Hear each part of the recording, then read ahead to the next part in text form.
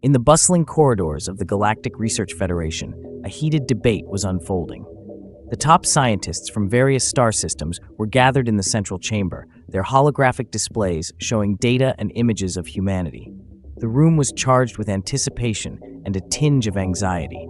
Dr. Alara Kailas, a renowned xenobiologist from the planet Torenis, slammed her hand on the conference table, her voice sharp with frustration. We've received multiple warnings about the dangers of studying humans, yet here we are, proceeding as if their extraordinary abilities are just a myth. Dr. Arvid Jorak, a leading geneticist from the icy world of Valter, countered with a dismissive wave. Come now, Alara. These are mere rumors and anecdotal evidence. How can we ignore the potential breakthroughs that studying humanity might bring? We have already observed their rapid adaptability and unique resilience. If we avoid them because of baseless fears, we might miss out on crucial scientific advancements. A quiet murmur of agreement rippled through the assembly. Dr. Zivara, a sharp-minded physicist from the arid planet Korath, leaned forward, her eyes gleaming with curiosity. The studies conducted by the Proxima Institute have shown that humans have physiological and psychological traits that defy standard evolutionary models. Are we to disregard these findings because of outdated cautionary tales? Despite the ongoing warnings from various alien civilizations about humanity's unpredictable nature, the majority was swayed by the allure of potential scientific breakthroughs. They were determined to unravel the mysteries of the human species, convinced that their fears were overblown. With a final, decisive vote, the coalition decided to proceed with the research. The decision was made. A team of researchers led by Dr. Arvid would begin an in-depth study of human physiology and psychology. Dr. Alara, though deeply concerned, had no choice but to comply. She was assigned to assist in the research, her every instinct screaming that this was a grave mistake. She knew that once they started, there would be no turning back. The research team was given access to a secure facility on the outskirts of a neutral space station, where the first batch of human subjects was to be observed. As they prepared for the arrival of their test subjects, the air was thick with a mix of anticipation and apprehension. Dr. Alara couldn't shake the feeling that they were about to step into a realm of danger they couldn't yet comprehend. The warnings had been clear, and their dismissal might soon prove to be a colossal error. In the quiet moments before the experiment began, Dr. Alara found herself staring at the holographic image of a human, a species so ordinary in appearance, yet so profoundly unknown. Little did they realize, the real experiment was about to begin, and it would test the very limits of their understanding and control. The human subjects arrived under heavy guard, their restraints and neutralizing collars indicating the high level of security surrounding their captivity. The facility, a sleek, sterile environment filled with alien technology, was designed for both observation and experimentation. The researchers, armed with an array of advanced equipment, prepared to dive into the complexities of human biology. Arvid Jorak stood at the center of the observation room, his gaze focused on the containment chamber where the humans were held. "Initiate the first phase of testing," he instructed, his tone clipped and professional. "We'll start with basic physiological evaluations and psychological assessments." The containment chamber's door slid open with a hiss, revealing a group of 5 humans, 3 men and 2 women. They looked around with a mixture of confusion and defiance, their eyes meeting the alien observers with an unspoken challenge. Dr. Zavara, now actively overseeing the psychological tests, began with a series of standard questions designed to gauge the subject's stress responses and cognitive functions. The humans answered with a mixture of cautious cooperation and veiled hostility. Their responses were more articulate and composed than anticipated, showing a surprising level of resilience. Meanwhile, Dr. Alara Kailas monitored the physiological experiments. She was particularly focused on a series of endurance tests that measured the subject's physical responses to extreme conditions. The humans were subjected to varying temperatures, pressure levels, and radiation doses. To the astonishment of the research team, the subjects withstood conditions that would incapacitate most known species. Their bodies showed remarkable adaptability and recovery rates. Dr. Arvid, reviewing the data, frowned in disbelief. These results are beyond what we predicted. The human resilience is off the charts. We need to dig deeper into their genetic structure. In the following days, the experiments became more invasive. The researchers took samples of blood, tissue, and even neural scans. They observed the human's ability to recover from injuries and stress with unprecedented speed. The psychological evaluations revealed an alarming trait. Humans displayed an exceptional capacity for strategic thinking and problem-solving under duress. Dr. Alara noticed something unsettling during these experiments. The humans seemed to exhibit an unusual level of self-awareness, often engaging in conversations that hinted at their understanding of the research process and their situation. It was as if they were using their predicament as a way to outwit their captors. One evening, as Dr. Alara reviewed the data in her lab, she overheard a conversation between two human subjects. They spoke in low tones, but their words were clear. They think they're studying us, but we're learning about them too. We need to be ready. A chill ran down Dr. Alara's spine. The implications were significant. The humans were not just passive subjects, they were actively engaging in their own form of resistance.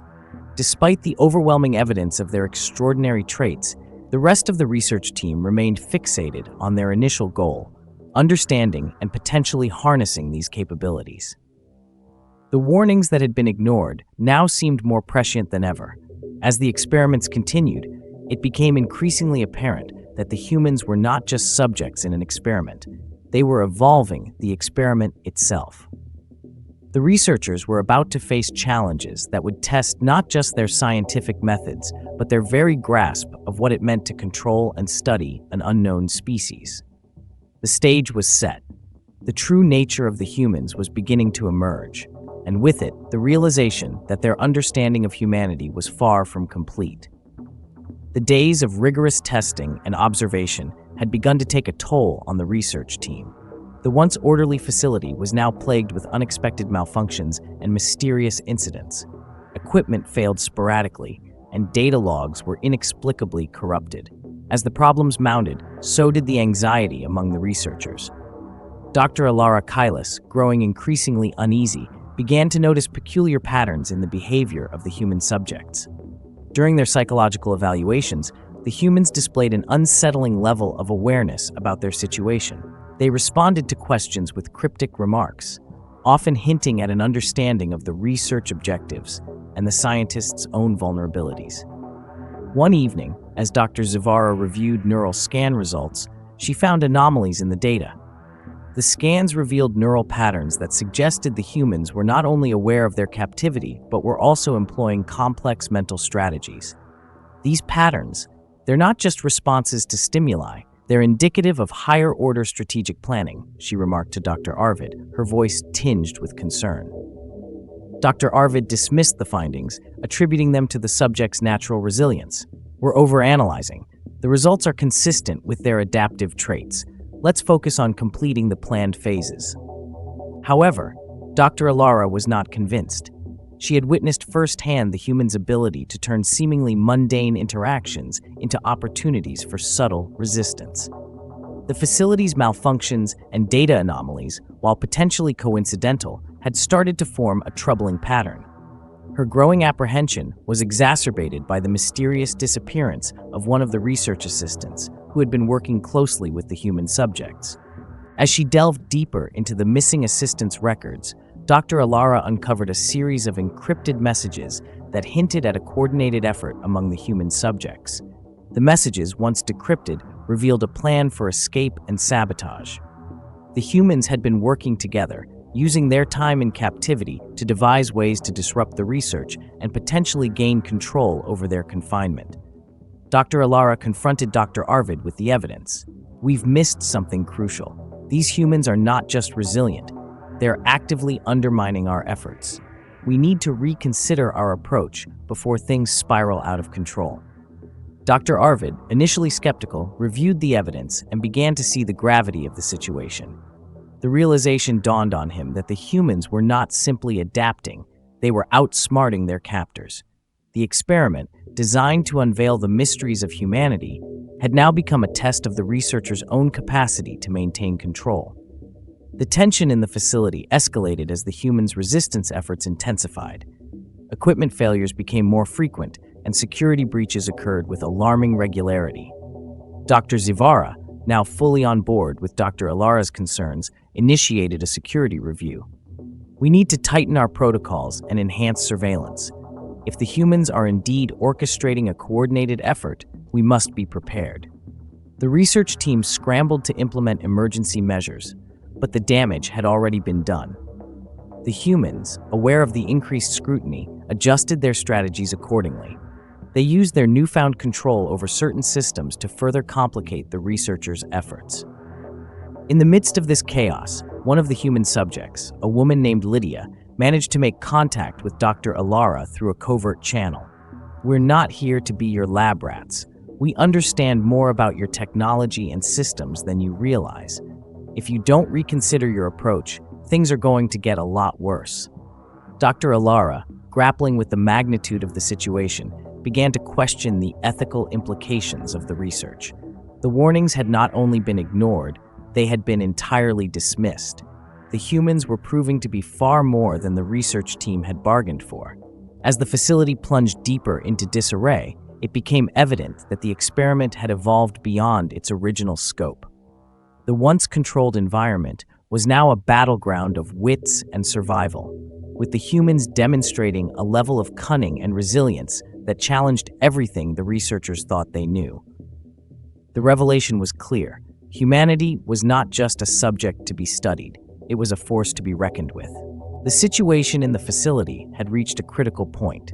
Security systems were in disarray, and the research team struggled to maintain control. The humans, using their knowledge of the facility's layout and systems, had begun a series of coordinated actions to assert their dominance. The once neatly ordered experiments had turned into a chaotic struggle for control. Dr. Arvid Jorak, now fully aware of the threat posed by the humans, convened an emergency meeting with the remaining research staff. "We've underestimated them. The humans have gained control over several key systems. We need to act quickly to reassert control and prevent a total breakdown." Dr. Zavara, her face a mask of determination, added, "We must anticipate their next moves. They are using our technology against us. Our priority now is to contain their ability to disrupt our operations." Meanwhile, the human subjects had begun executing their plan. Lydia, the most vocal among them, had become the de facto leader. Under her guidance, the humans had hacked into the facility's communication networks and disabled key security measures. They had also used their understanding of alien technology to their advantage, turning the once imposing equipment into tools of resistance. Dr. Alara, now working closely with the humans, observed their tactical prowess with a mix of awe and fear. "You're not just surviving, you're actively fighting back." "Why?" she asked Lydia during a brief and risky meeting. Lydia's eyes were resolute. "You wanted to study us, but you didn't understand what you were dealing with. We're fighting for our freedom, but we're also showing you that we're not to be taken lightly. You've made a mistake, and we're here to correct it." With each passing hour, the facility's systems fell further into disarray. The humans used their newfound control to seize critical areas, including the power core and the main control room. Their actions were precise and well-coordinated, reflecting a deep understanding of both their environment and their captors' weaknesses. The research team, now in a defensive position, faced a harsh reality. Their sophisticated technology and security measures had been outmatched by the humans' ingenuity and tenacity. Desperation set in as the team struggled to regain control. The facility's alarms blared, signaling critical failures in multiple systems. In a bold move, the humans launched a full-scale assault on the remaining control points. They managed to breach the facility's core systems and initiate a sequence that would trigger a complete shutdown of the facility's operations. Dr. Arvid and Dr. Zavara worked frantically to override the shutdown, but their efforts were met with increasing resistance from the humans. Dr. Alara, torn between her professional duty and her growing sympathy for the human plight, made a decision. She covertly assisted Lydia in accessing a secure communication channel. "I'll help you, but only if you promise to negotiate. There's a way to resolve this without total destruction." Lydia nodded, understanding the gravity of the situation. "We're not seeking revenge, just our freedom. If you can help us negotiate a ceasefire, we can avoid further conflict." Dr. Arvid, observing the facility's crumbling state, finally recognized the futility of their situation. The humans had demonstrated an ability to overcome every obstacle put in their path. The realization that their control was slipping through their fingers was a hard pill to swallow. As the facility descended into chaos, Dr. Alara and Lydia worked together to draft a ceasefire agreement. The terms were simple. The humans would be granted freedom, and the facility would cease all research activities. In return, the humans agreed to leave the station and allow the remaining staff to evacuate safely. The agreement was reluctantly accepted by Dr. Arvid, who knew that continuing the conflict would only lead to further disaster. The once secure research facility was now a testament to the resilience and ingenuity of humanity, a clear indication that they were far more than the researchers had anticipated. The final moments of the facility's operation were marked by a profound silence. The humans, having secured their freedom, departed with a sense of vindication. The researchers, left to pick up the pieces, were left with a stark realization. They had underestimated a species that had proven to be far more formidable than they could have imagined. With the ceasefire agreement in place, the facility began the process of decommissioning. The once imposing structure, now a symbol of the failed experiment, was being dismantled and repurposed. The human subjects, having secured their freedom, were transported to a neutral space station where they could reintegrate into their own society. Dr. Alara Kailas, now left to oversee the closure of the research operation, felt a deep sense of regret and reflection. The research facility, which had been the hub of scientific ambition, was now a reminder of the peril in underestimating an unknown species. As she reviewed the final reports and data logs, she couldn't shake the feeling that humanity had taught a valuable lesson, one that transcended their research objectives. Dr. Arvid Jorak and Dr. Zavara were left to grapple with the fallout of their decision. Their professional reputations were in tatters, and the once prominent research team had become a cautionary tale among the scientific community. The data they had collected was now seen as a footnote in a much larger narrative, one that emphasized the dangers of hubris and the unpredictability of exploring unknown frontiers. In the neutral space station, Lydia and the other human subjects adjusted to their newfound freedom. They had faced adversity and emerged victorious, their experience now a tale of resilience and resourcefulness. As they prepared to return to their respective lives, they were celebrated not as mere research subjects, but as symbols of human tenacity and ingenuity. Dr. Alara, reflecting on the experience, decided to share her story with the broader scientific community. She penned a comprehensive report detailing the events, the failures, and the unexpected outcomes of the research. Her report was not merely an account of a failed experiment, but a call for caution and respect in the pursuit of scientific knowledge. She hoped it would serve as a guide for future endeavors, emphasizing the importance of understanding and respecting the subjects of research. The research facility, now abandoned, stood as a monument to the perils of overconfidence and the unpredictability of dealing with unknown species. Its corridors, once bustling with activity, were now silent, a stark reminder of the lesson learned.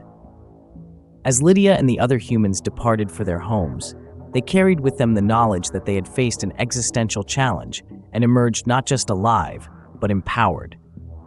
Their story became a part of their cultural lore, a testament to their collective strength and intelligence. Dr. Alara's final words in her report encapsulated the essence of what had transpired. "We set out to study the unknown, but we discovered that the true lesson was about ourselves. Humanity's capacity for resilience and ingenuity far exceeded our expectations. In our pursuit of knowledge, we encountered a force that reminded us that we are not the only masters of our destiny." In the end, the research team had learned that some lessons are best learned through experience, rather than experimentation. Humanity had proven itself to be a force to be reckoned with, and the story of their resistance and triumph became a defining chapter in the annals of galactic history. The legacy of the experiment was clear. The pursuit of knowledge must always be tempered with respect and humility.